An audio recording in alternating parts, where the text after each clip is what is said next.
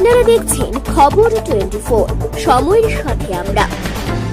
যদিও এখনো পর্যন্ত লোকসভা নির্বাচনের সম্পূর্ণ ফলাফল বেরিয়ে আসেনি, কিন্তু তারপরেও প্রাথমিক যে ট্রেড বা প্রবণতা তার নিরিখে দাবি করা যায় নরেন্দ্র মোদীর নেতৃত্বে তৃতীয়বারের মতো সরকার গঠিত হতে চলেছে। সর্বশেষ খবর অনুযায়ী এনডিএ জোট আশা অনুযায়ী বা দাবি অনুযায়ী 400 বা 400-এর উপর দিয়ে পৌঁছতে না পারলেও মোটামুটি 300-এর কাছাকাছি রয়ে গেছে।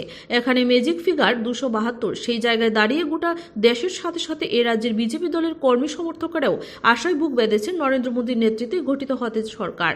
যদিও এখানে উল্লেখ করা প্রয়োজন, ত্রিপুরা রাজ্যের 2টি আসনই এনডিএ জোটের প্রার্থী গণ বিপুল মার্জিনী বিজয়ী। এই অবস্থায় দাঁড়িয়ে রাজধানী শহর আগরতলায় বিভিন্ন জায়গায় দলীয় কর্মী সমর্থকদের বিপুল উচ্ছ্বাস পরিলক্ষিত হয়। বিভিন্ন জায়গায় দলীয় কর্মী সমর্থকরা রীতিমতো বাজনা সহকারে শোভাযাত্রা বার করেছেন, পরস্পরকে আবিরে রাঙিয়ে দিয়ে এই জয়ে উদ্বেলিত হতে দেখা গেছে। এটা ঘটনা প্রত্যাশা অনুযায়ী ফলাফল না হলেও গেরুয়া শিবিরের আশা নরেন্দ্র মোদীর নেতৃত্বে তৃতীয়বারের মতো গঠিত হতে যাচ্ছে জোট সরকার।